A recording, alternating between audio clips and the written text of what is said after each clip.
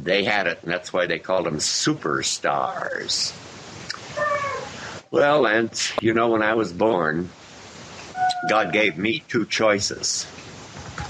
He said I could either have a great memory or I could be great in bed. Oh, God, now I forgot what I was going to tell you.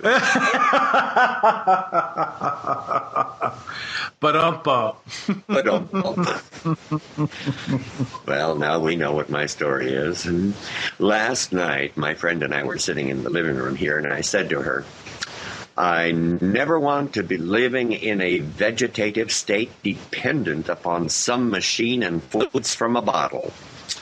I told her that if that ever happens, to just pull the plug. Ha! She got up, unplugged the TV, and threw out my wine. She's such a bitch. Oh, boy.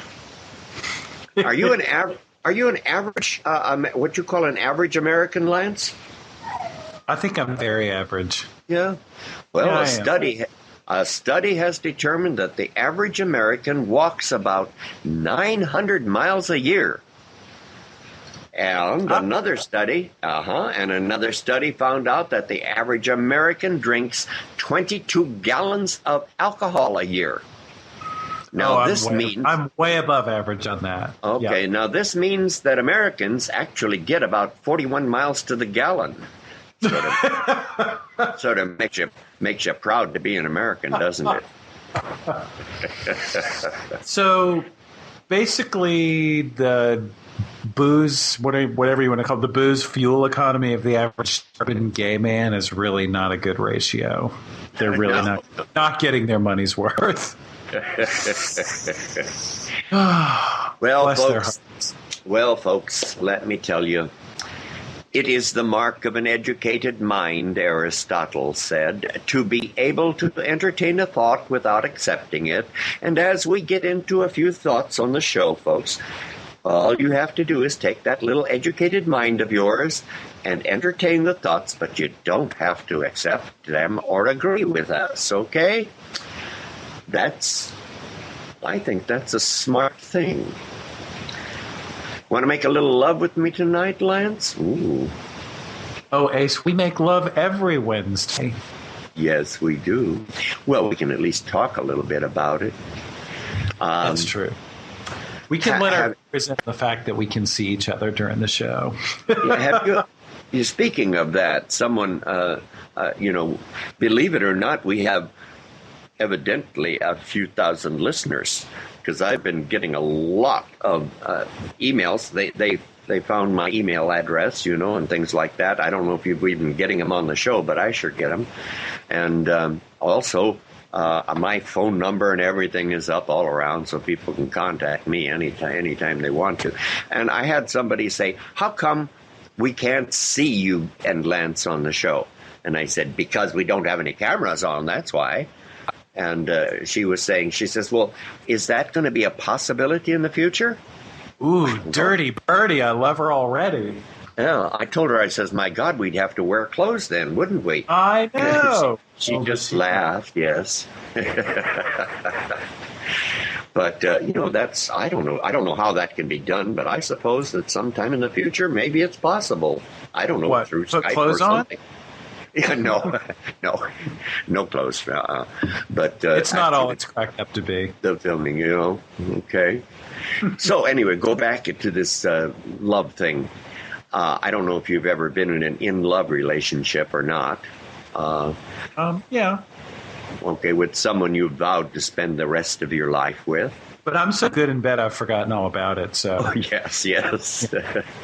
Well, if you have ever been in an in-love relationship with the person you have vowed to spend the rest of your life with, and you don't have to be straight or gay, you can be either one, because people of either group can fall in love and spend their life with a mate.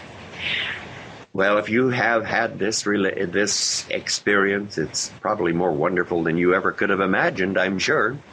However, It doesn't mean that your relationship goes without any problems or incidents, does it? Reality tells us that even in the best bowl of cherries, there are pits. So, I don't know what your relationships have been, Lance, and maybe you don't even know what mine have been, but I know Patrick and I certainly had our times of disagreement on a variety of things. And it's normal for couples. And both of us had to make concessions. Folks, you hear that? You compromised? Ace, yeah, that's that awful word, concede, concession. You must have been in love.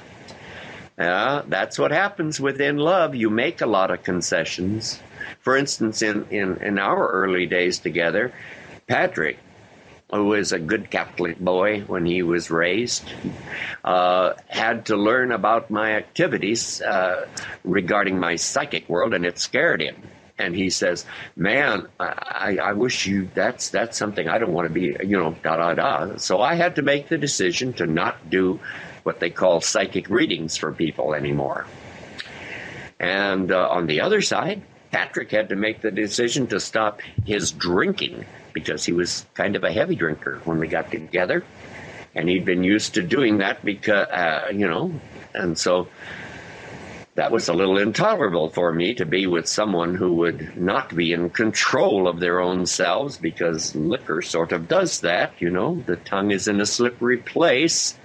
And once you get it all oiled up with a little liquor, man.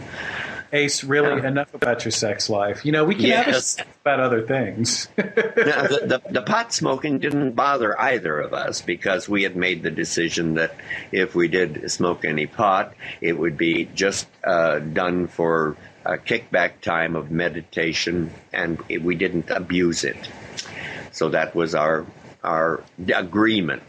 Now, Ace, how is smoking a joint more meditative than having a vodka tonic?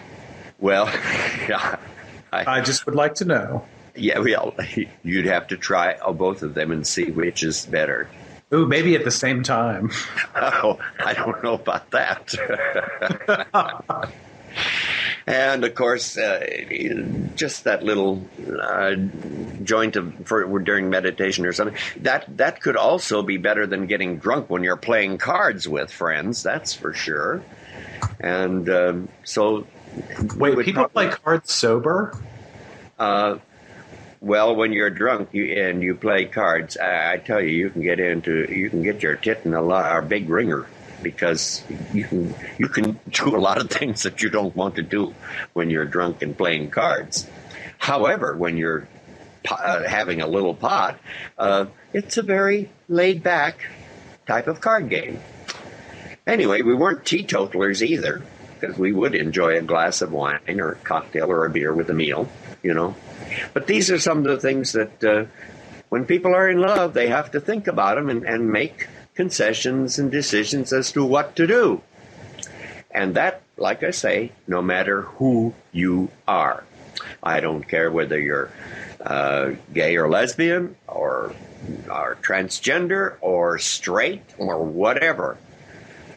You have got to learn that is a part of it. And if it isn't, you are going to be in real deep doo-doo. Yes, sir. Ace, speaking of transgender, if you caught this, you know who Donna Rose is, right? No, I don't. Donna Rose is the woman who, up until about a year and a half ago, maybe was on the board of HRC and resigned when they kind of split when they came out in support of an ENDA that was not transgender inclusive. Oh, okay. And she just did a blog posting where she said she's predicting that 2009 will be the year of the transgender. It'll be the year of the trans, and things are really going to pop for trans people. I think she's probably onto something. I think there's going to be some big changes of thought in that area for sure. Yeah. Ooh, here's an Ace question on that subject. Here's what I found really interesting in her blog. She said, what we really need is for more prominent people, and I want to say she talked about entertainment or Hollywood, more prominent like celebrities, basically, to come out. Was she talking about us? Maybe. Well, no. Well, I'm not prominent. I'm not entertaining. Oh, you're not prominent. But anyway, well, parts of me are prominent. But no, she. What was really interesting was she goes. Some of these celebrities need to come out as trans, and I'm sitting here thinking, what does that mean? Does that mean they need to come out as, and I totally get the whole, like, when somebody tells you they're trans, you don't immediately, it's not cool to obsess over what they've done with their bodies physically about that. Like, that's not where it's at. I totally get that. But is she talking about, like, an actor who needs to come out as, I'm trans and I really am meant to be female? Or is she talking about people in Hollywood who have essentially transitioned and, like, are in the closet about it? I was like, whoa, what does this mean? Well, I mean, it could mean anything. It could just mean somebody who's a cross-dresser. I don't know. I thought it was. I imagine that there are those. I imagine there are those, because there are a lot of closets in this crazy old world, and a lot of people are still hiding in them. Well, wouldn't now, surprise me. That was a big wet kiss for you to share, whether during your fabulous Hollywood days, if you knew any people who might have been closeted trans people, back when you were. No, but I did meet Christine Jorgensen in her early days after she got back from Denmark. That was back in the 70s, I think, sometime. Maybe 60s. Maybe 60s, I'm not sure. But yeah, I did meet her. But I met a lot of people who were transgender people that were in process of going through the operations and everything, over the years. Right. I have no problem with that, because I can easily see how a person can be in a body that doesn't really belong to them, Right. Now, I'm a male. I'm in a male body. It's fine with me. But I can also see where a person could be a female in a male body, or a male in a female body. We are spiritual people or beings, and the bodies are just simply what we're in. And so something got screwed up or whatever in the who knows where and when. But yeah, it's also very now, possible. Ace, I don't think screw up is the right word for it. Do you? Well, it's not really screw up. I'm just talking like my normal old self.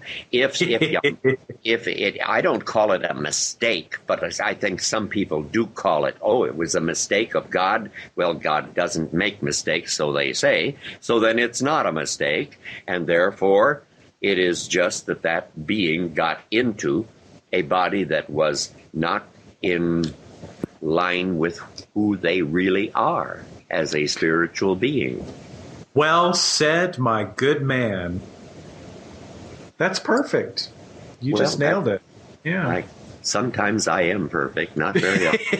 Hey, remember on the last show we were talking about Shelley Winters, and she gave me one of my most unforgettable experiences in my life. Well, I didn't get a chance really to tell you the whole Ace, story. Enough about your sex life. I already said. Yes. We'll save that for Valentine's Day. I didn't get a chance to tell you about the whole story, as that newsman used to say, and this is the whole story, or whatever it is. Paul anyway. Harvey. Now for the rest was that Mr. Harvey? Yeah. Okay. The AM radio cliffhanger. Okay, well, I must tell you the whole story. When I went over to her table, folks at Schwab's drugstore in Hollywood, there on the corner of Sunset, the industry folks from the entertainment field used to meet there. Telly Savalas and his group of buddies were at this table in the corner. It was kind of a round table, and it could seat about 5, I think it was, or something like that. Anyway, they called me over and, hey, I want you to meet Shelley Winters. Well, I said hello. As I'm talking with the guys there, I noticed, and I didn't tell you this before, I noticed that Shelley was staring at my crotch. And I was getting to feel a little, sort of uncomfortable. It's like when a man stares at a woman's boobs, Right. I imagine they feel a little uncomfortable too. And here she is, and she's looking at my crotch, and I didn't really know. She's like, that is so obviously a sock, it's not even funny. Well, I wasn't wearing one, no sock that day, and so anyway, after a while, that's when she pulled me down and whispered in my ear, "You want to go home and fuck?" And I whispered back to her, "Not today. I have a headache."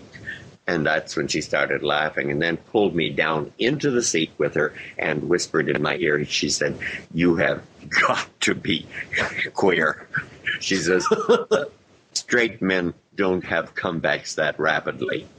Well, I was married at the time and things like that, but that was kind of the whole experience. She stood and looked at me, and afterwards, I can't remember what year it was, but I think I was on book tour in New York City, and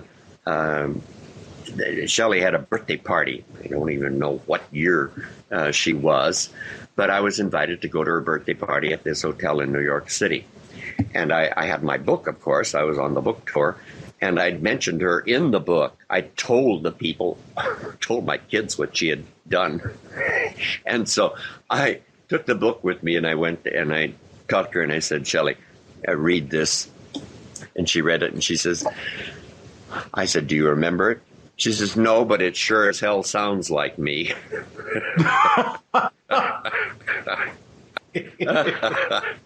I said, "Well, I don't blame you for not remembering it, but I said it sure left an indelible impression on me." And we just had a good little laugh together. Anyway, That's awesome. I have a high five salute to a gentleman named Andrzej Komaski. He is in Europe, in Italy. He has a website that he has been working on for many years. And I think that both our straight and gay friends listening to the show would find this site really interesting. He calls it the Living Room. It's one of those http:// Andrzej Komaski, AndrejKoymaSky,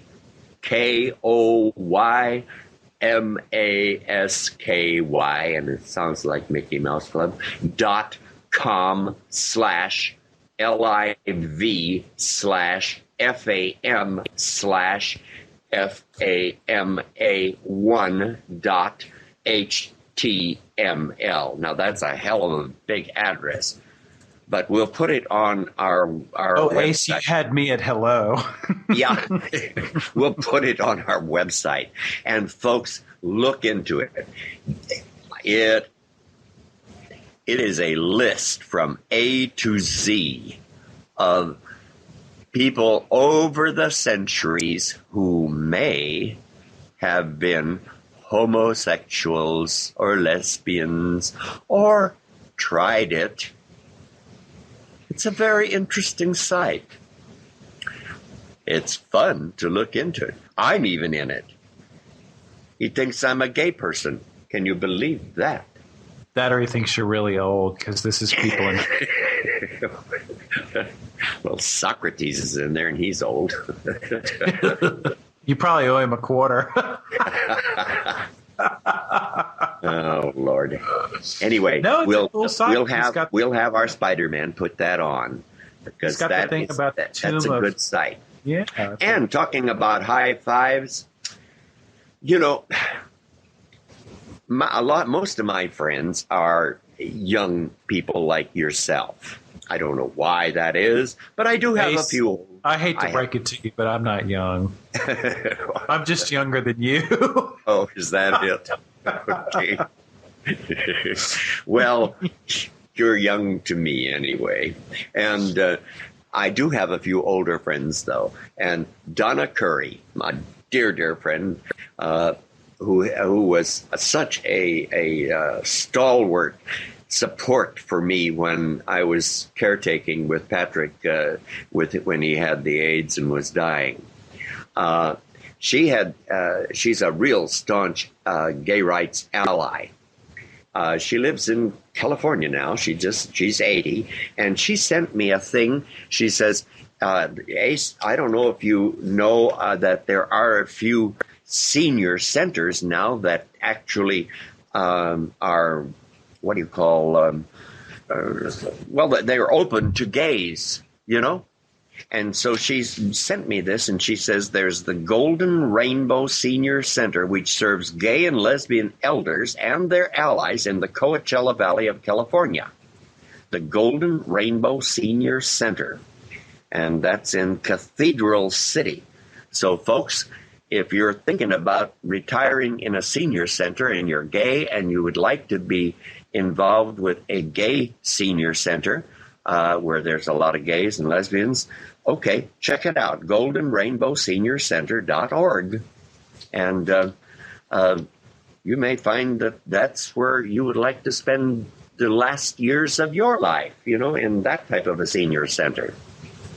Also, I got a high five to a happy 80th birthday to another dear friend up in Montana, Joyce Galster. Matter of fact, well, let me see when it was her birthday. Yesterday it was her birthday. She's a wonderful lady. She's been connected with PFLAG as a PFLAG mother, and she's also caring for her son, who I think he's 48 years old now, Tom, who has AIDS. And God, they're a wonderful family. But Joyce Galster, happy birthday, Joyce. I love you, you dear old girl. And she listens to the show. And so does Tom. That's kind of nice. Kind of nice.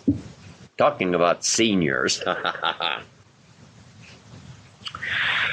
You know, don't mess with us seniors. I swear to goodness. Because you could really get your tit in the ringer if you're fooling around with thinking that you're going to pull the wool over some of our eyes. Well, you know hey, how... if you're so busy getting high all the time, it's not going to be that hard. Getting high.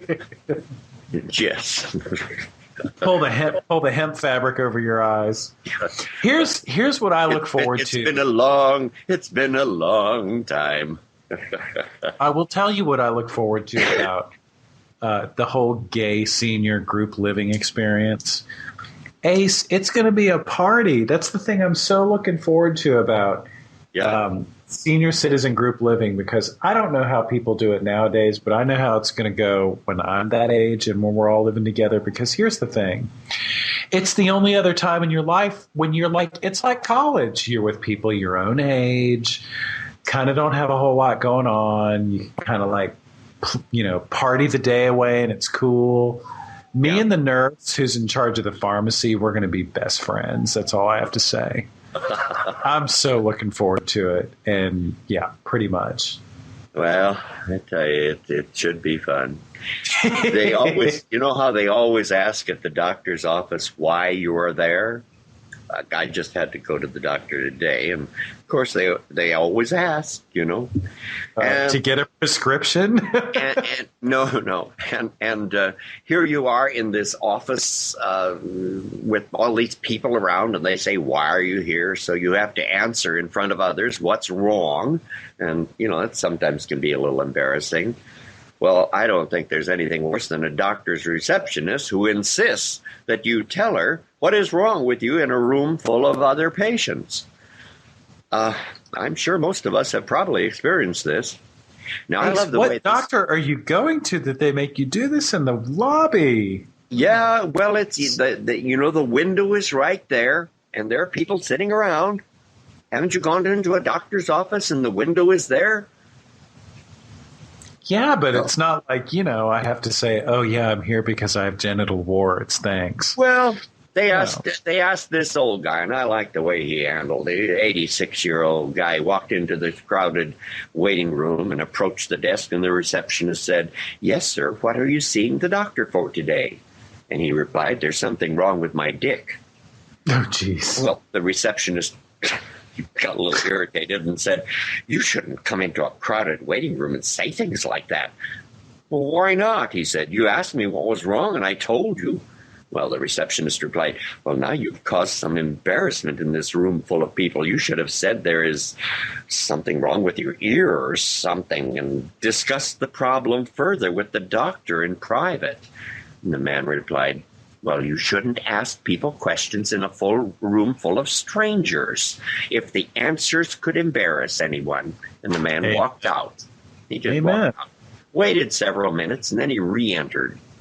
And the receptionist sees him there, and she smiles smugly and says, "Yes,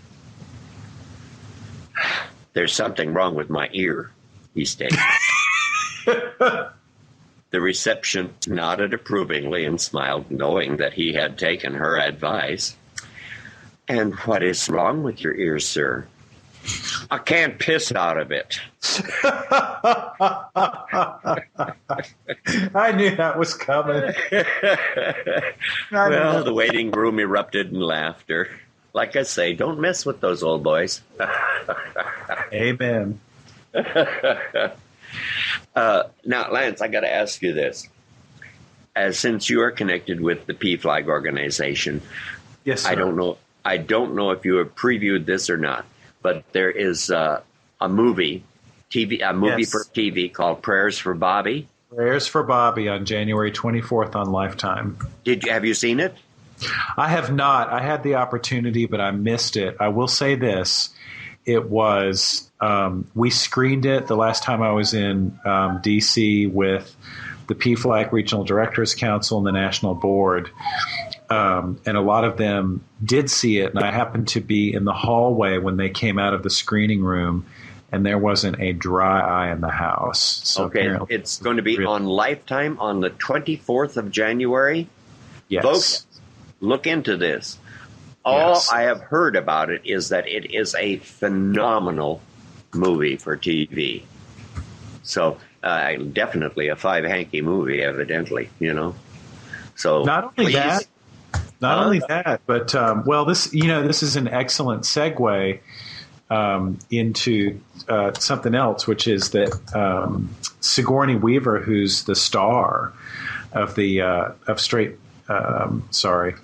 Prayers for Bobby, is going to be honored at the first annual Straight for Equality Gala in New York. She will receive the Straight for Equality in Entertainment Award. The gala is, hold on, I've got the information right here. Thursday, February 5th. It's at the Marriott Marquis in New York, Times Square. They will honor Sigourney Weaver's getting the Straight for Equality in Entertainment Award. Maya Angelou's getting the Straight for Equality in the Humanities Award.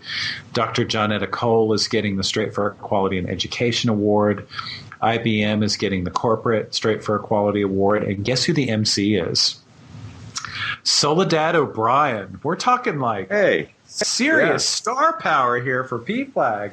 Yeah. And you can get a ticket to the Straight for Equality Gala for the bargain price of only $500. Whoa. Yeah. No, it's going to be it's totally going to be one of those A-list events. They don't let little people like you and me into those. Yeah. Well, actually they do. They're just like, here's your tux, and serve from the right, take from the left. Now that's on January 24th is Prayers for Bobby. And that's on Lifetime.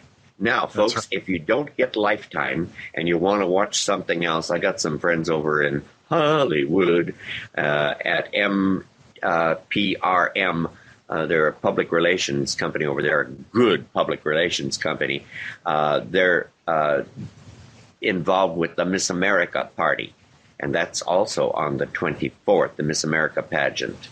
And one of my friends over there, evidently he knows what the gay community likes. He says, how about throwing a Miss America party, He says, and you don't have to be gay to do this, of course, because a lot of people just throw parties, And he says you could dress as your favorite state, like the Statue of Liberty hats for Miss New York, the ski gear for Miss Utah, and don't forget the hula skirt and the coconut shells for Miss Hawaii. And he says you can even do voting and cast your ballots for a winner or Miss Congeniality. And he says just invite your friends over have some fun for a pre-pageant fun before the show comes on or whatever. And share your talents, how you'd answer the tough questions such as, Miss America, how would you make the world a better place? So anyway, that's something that you can be thinking about doing. A lot of university students like to do things like that.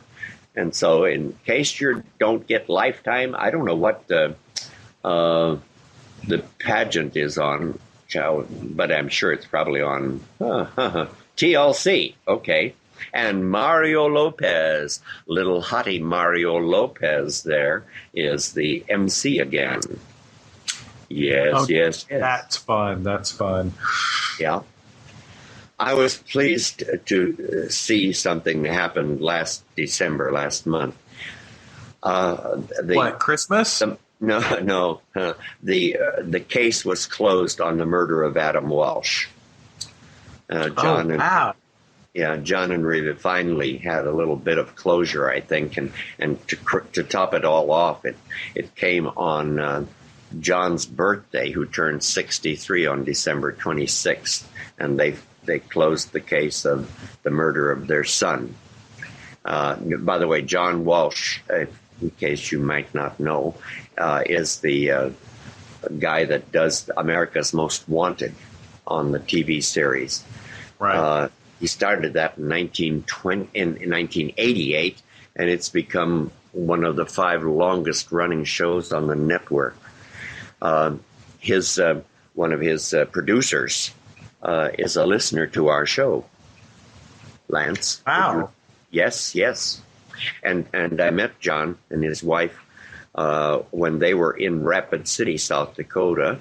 They bought copies of my autobiography, or not my autobiography, but my 2 fiction works. I signed it for them, and he said he liked it because it was 2 books in 1 volume, and because he said he did a lot of flying back and forth. He could read one complete volume and then still have the book and read it on the other back, so he'd get 2 books read. So that's nice. But I'm so glad for John and Rita that has been kind of closed for them, because that is shit to have your kid killed like that. I mean, that happened in the early 80s. Yeah, that was a long time ago. That was, 25 years ago? Yeah, and they just now closed the case. But wow. They found the idiot that murdered their son. Yeah. Wow. Ace, every time you tell me about all these people that listen to our show, I feel bad because they're exposed to our raunchy humor. They're exposed to life, Lance. These are real people. We don't have... It tempted me to clean up my act and get dressed and stuff. I don't think the church lady listens to our show, Most of my relatives probably won't listen to it because they live in their own little world, But speaking of that, there are some churches that are pretty good. We've got a sponsor. Tell us about that. We do. I'm so glad that you asked. It's Gentle Spirit Christian Church here in Atlanta, Georgia. It's actually my church. Gentle Spirit Christian Church, I guess the best way to describe what they're about and what maybe makes them different is they practice radical welcome. In other words, they truly embrace everyone. And it's interesting. The church is about 10 years old, going on 11, and was probably founded to be a gay church, essentially. And has evolved, of course, into an LGBT church. And about 2 years ago, the congregation decided to stop meeting indoors and to take services outside into a public park in the middle of Atlanta. Well, yeah, you can do that in Atlanta, yeah. Oh, you can do anything in Atlanta. It's the laissez-faire South. So Gentle Spirit adopted as one of its sort of credos that they are the church without walls. And it's been an interesting 2 years. We've always had a pretty active ministry to the homeless and people just kind of living on the edge, people, trying to get ahead of substance abuse issues and things like that. Well, I know that we have listeners from the Atlanta area besides yourself. So where is this place? Candler Park in the first Candler Park in the first Candler. picnic. Yeah, everything in Atlanta is either named Peachtree or it's named after someone who made a lot of money off Coca-Cola. So the Candlers, I think, they got involved in Coke really, really early. I think they bought the recipe from the pharmacist who developed the recipe, and they made the initial $68,000 billion off of Coke. And then Woodruff is another name. Somehow the Woodruffs are involved, and I think that's another Coke gazillionaire family. And literally in Atlanta, it's like there's Candler Park, there's the Candler Building, there's Candler Road, and then there's like the Woodruff Auditorium at the Atlanta History Center. There's the Woodruff Art Center, which includes, the local High Arts Museum. It's called the High Museum of Art, in fact. Some performance spaces like the Alliance Theater. But anyway, it's just funny. And really, quite honestly, I don't think we'd have Emory University if it weren't for Coke money. So, yeah. Yeah. Sorry, you got a little Atlanta history there. See, we start out with this whole discussion of like a little church, and it turns into Atlanta history. But just to kind of put a period on the paragraph about Gentle Spirit, so the Church Without Walls literally meets outside in a space that has no walls. And what that means is it's interesting, a church that's always had an active homeless ministry or just a ministry that's actively embraced homeless people as part of the larger ministry. We've got, we have people now in the congregation who literally say, I never saw myself going to a church service because I never really saw myself going inside a building. And maybe it doesn't resonate with some people, but when you really think about it, it is kind of powerful because even the most welcoming congregation that really earnestly wants everyone to feel comfortable coming and sitting in a pew may not be able to do anything about the fact that, if you're that person and that you don't have Sunday best, so you're going to look a certain way, and you're going to look that way to the people that see you the minute you walk in. You may never want to enter a building, just knowing that that's going to be kind of the reality of your experience there. And I'm doing a lousy job of expressing it, but one of our it's nice to have a sponsor like that, even though that I am not what you call a very religious person. You're spiritual. I don't really go to any church, yeah. But I'm very thankful that we have. What does the Latin word religio mean? Do you remember what it means? No, I don't off the top of my head. Mm-mm. Pretty sure it means to believe. I know credo. Close to that. Yeah, credo means believe as well, but religio is it's a variation of belief. So, if you believe in something, you're religious. I think now we look at the word religious and we say, oh, that means you're into organized religion, but I think it just means you have something that you believe. We hear a little bit about boycotts these days coming up again. Well, not that they've ever really stopped, but when I think of the gay community and the boycotts that the gay community is involved in, the one back in the 70s, was it Anita Bryant and Florida Oranges? Well, can I just say what a total dumbass she was? I mean, here she had this lucrative contract with the Florida Orange Growers Association. And this was probably not a really long time after they pretty much well, first of all, orange juice is an advertising invention. It was the solution to the problem of how do we sell more oranges. So they figured out how to market oranges as orange juice. Then they got people, saying, "Oh, orange juice, it's not just for breakfast anymore." And they signed this lady, and she's gorgeous. Yeah, And she was. she could have rode that horse all the way into the sunset, but no, she decided, you know what? I'm going to get like ridiculously political, and they fired her. She was pissed. She was pissed because she found out one of her kids, her son, was a queer.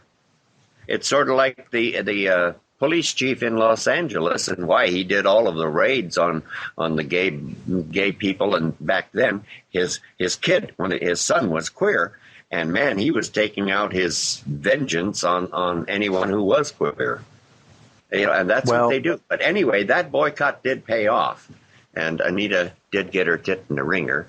The Coors boycott. You've said tit in the ringer 3 times in this show. On this show? Well, it must be a lot of you tits with tits there. in the ringers. A lot of tits out there. The Coors boycott also was quite effective, even though it had a lot of problem areas. But I asked Bill one time, I says, how much did the boycott cost you guys at Coors? And he told me what it was, and it was in the millions of dollars. So boycotts can be very effective from the standpoint of the monetary area. And I will say this, though. I think when you decide that you're going to boycott and that you want to make an impression or have an impact, I think you better be double dog sure that you really can have an impact on their bottom line, because now I don't think the right wing. It's like the right wing has boycotts the way the crazy imams have fatwas. It's like, oh, what's the fatwa of the week from Don Wildman and the crazies in Tupelo or Colorado or just wherever they're hanging out. And it's like, oh, now I don't like Ford. Oh, now I don't like McDonald's. And I'm like, well, you know what? Are you really pulling this off? I mean, are they really seeing this drop to the bottom line? Because if it's not actually showing up on the bottom line, you're just looking kind of like a blowhard. Well, in the local areas, they can be somewhat effective. For instance, I lived in Rapid City, South Dakota, and there's a rescue mission there, which you think would be able to, take care of all people, but they're very anti-gay. And just recently, there was this young 20-year-old boy, I know his name, I'll just call him Ray, who moved from Sioux Falls to Rapid City. And they kicked him out of the rescue mission because he was a gay person. And they assigned him... Hey, that's retarded. How did they know he was gay? Well, he was openly gay. That's why he wanted to come out. That's why he moved from his home area in Sioux Falls to Rapid City, because it's a new city, and that's what a lot of gays do. They'll leave Podunkville and move to the big city or whatever, and then come out. And it's one of the ways that they help themselves in coming out of their closets. Sure. And so they assigned him to get some help from Fisher Furniture. Now, the Fisher family back there, they're the family that brought Fred Phelps into Rapid City to boycott, with his wild, insane boycotts of anything that is gay and such. So, folks back there in Rapid City, if you are supporting the rescue mission,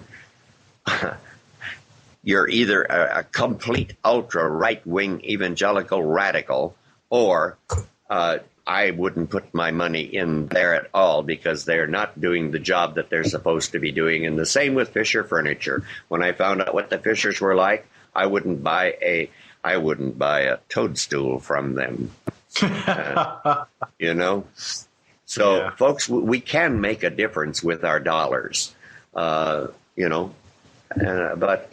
I think if we need to do anything as a gay community today, we need to put our dollars and energy behind the studies that are going on in the scientific community to find out what really makes us a queer. I think there has to be an answer to that, because I know damn well that I didn't choose it. And I don't know people that did choose to be.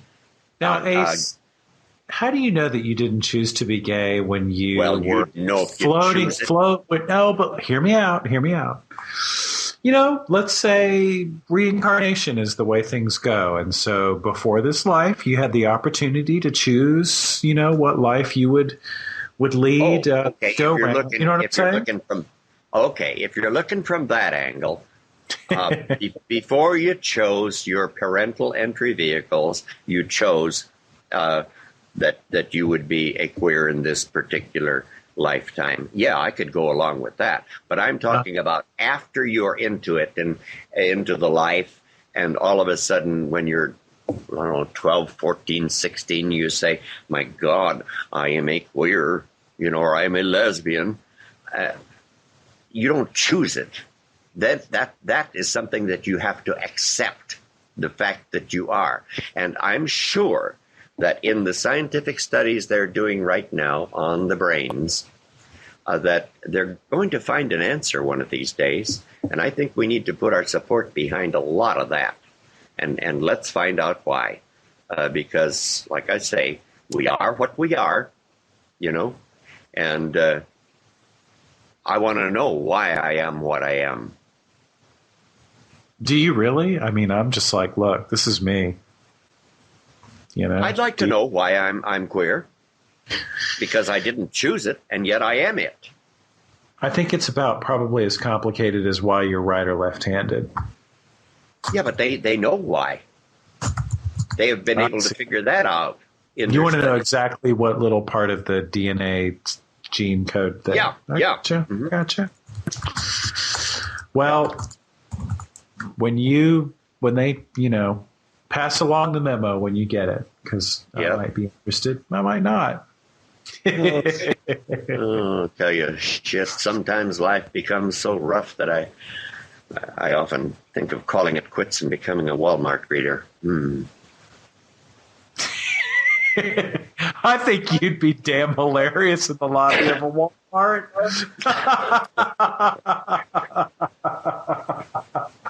That would be awesome. You really? Okay, here's what needs to happen on Lundon Calling. We need to have some Lundon Calling guerrilla activities. And I think your assignment for this coming week needs to be, you need to go be a Walmart greeter, and next Wednesday tell us all about it.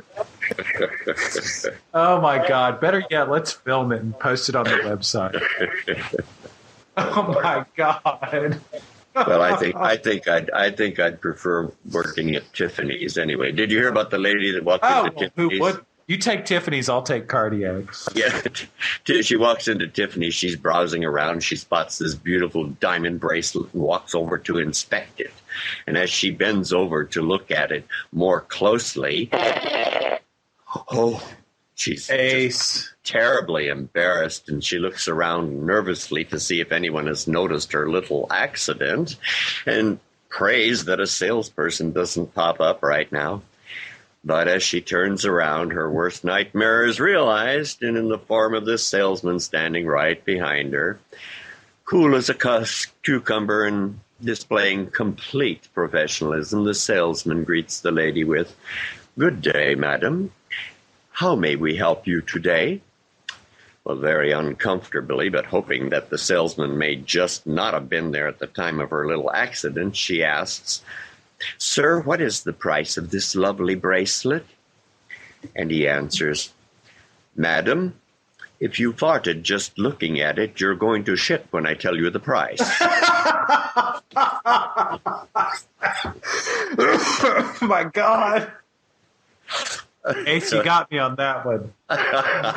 It choked me up. I'm verklempt. That was so funny. Oh, my God.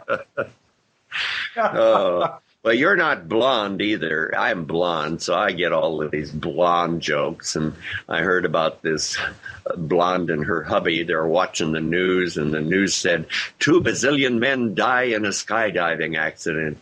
And the blonde turns to her husband and says, "Oh, that's terrible. How many is a bazillion?" Or did you hear about the blonde who got the tattoo of a giant seashell on her inner thigh? Oh, God. Her friend asked her, "Why did you get that tattoo, and why in that particular location?" And the blonde said, "Oh, it's just so cool. When you put your ear next to it, you can smell the ocean." Oh, Ace. Oh, God.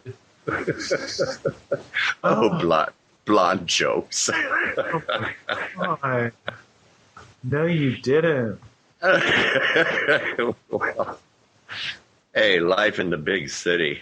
What are you doing? Hey, guys, have you heard regarding your computer printers?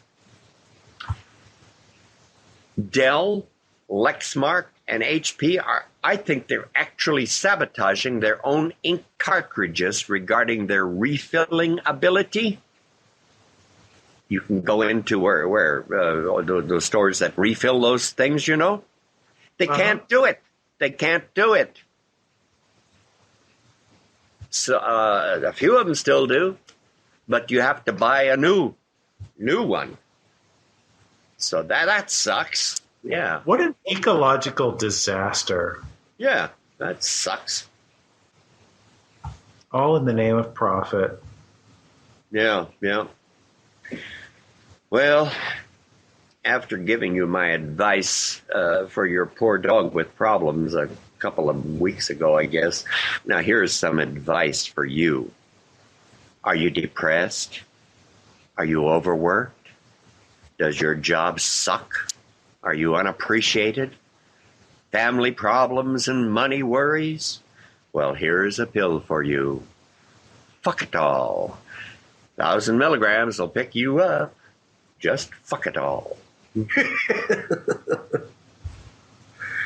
That's awesome. We've had sponsor messages from Fuck It All before. Yeah. Speaking of a sponsor message, there's one of our sponsors is that the one can help people get what do you call websites. Tell us about that. We got to. No, we really haven't given a plug in quite some time to our web master, Eclectic Resources. Their website is eclectic-resources.net. Website design services, and they have a standing offer to Lundon Calling listeners.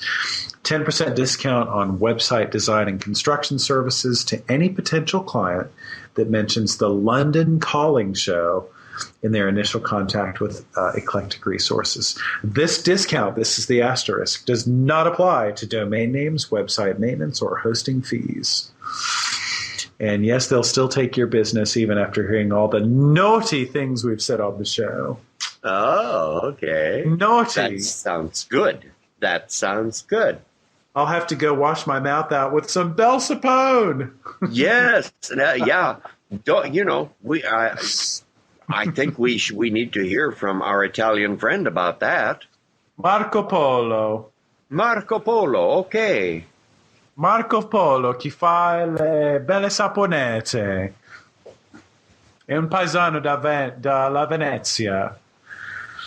I stumble a little with the Italian. Yes, well, I recognized paesano. Paesano. È un paesano Marco Polo. È un paesano dalla Venezia. Is that soap? That soap? That is a soap, right? Bel sapone. It means beautiful soap. And well, let me tell you, I have it in my bathroom, and most people don't like to go in their bathrooms, but I tell you, after I put that soap in my bathroom, I don't mind just sitting in there. It smells wonderful in my bathroom because of that soap. Ace, that's wonderful. I was going to say when you said you didn't mind going in your bathroom, I was like, oh, because that's where you left your bong. You think I'm a pothead? I'm a podhead. I would never accuse you of being a pothead. I might accuse you of being a recreational user. Oh, yeah. A responsible recreational. And here's the thing. I've driven high once. I would much rather drive drunk. Driving stoned, no fun. Here's who I tip my hat off to, though. People who can drive when they're tripping. Wow. I'm like, I can't even get out of the room, much less get behind the. I don't think that's a good idea, folks. Oh my! I don't I'll think never so. forget a friend of mine telling me that. He's like, yeah, so I, popped a tab, drove over to. I'm like, excuse me, you drove over to your friend's house? Yeah. Unbelievable. Unbelievable.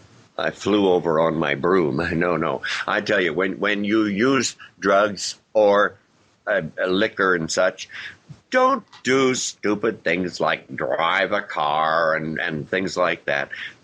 You can have a lot of fun at home rather than going out and possibly hurting someone because you're screwing up with being unable to function properly. Okay? Absolutely. That's what the Nintendo Wii is for. It's for getting high and playing video games in the privacy of your own. Nobody gets hurt. It's what canasta and Scrabble are for. Oh, my God, the words you can come up with. Oh. So I have a little Lance true to life joke, and that I'll tell you to close the show. And I'm just praying the person who told me this, because it's a true story, is not listening and never hears this, because bless her heart, it's just so funny. I have to tell it. So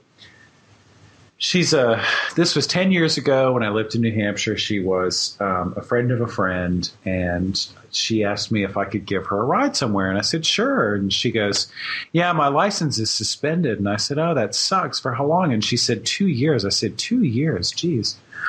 I didn't know they could do that to you. I said, what the heck did you do? And she said, oh, I got a DUI. And I said, oh, that's too bad. She said, yeah, I was driving to a party and I'd been drinking and, smoked a little weed and did a mushroom cap. And, the cop stopped me. And, really the lesson I learned from that is that you really shouldn't drink and, smoke weed and do a mushroom cap and maybe think about doing a tab of acid and jump behind the wheel. And I'm like, sounds like you really learned your lesson. Thanks. Yes. Yeah. Hey, for all of our married couples out there, before we close our show tonight, do you know what has been determined to be the most used sexual position for married couples? How about, I'm guessing it's a non-sexual position. No, it's a regular position. It's called the doggy position. You've heard of it, I'm sure. Are you serious? Really? Married couples? That's the most used sexual position for married couples. It's when the husband sits up and begs and the wife rolls over and plays dead. Oh, you had to know it was going to go there. Kill it. What can I say? I tried to tell a decent, self-respecting substance abuse joke, and you topped me with a sex joke. As the old man goes into the drugstore to buy some Viagra. Can I have 6 tablets cut in quarters? I can cut them for you, said the pharmacist, but a quarter tablet will not give you an erection. The old man says, I'm 96. I don't want an erection. I just want it sticking out far enough so I don't piss on my slipper. God! Well, folks, we have had a bit of fun tonight, and I hope that you've enjoyed us. We have enjoyed you. We love you. Tune in again next Wednesday for the live show, and go to the website and, download, is that what they call it? Podcast or whatever. Listen, and thank you very much for being in our lives.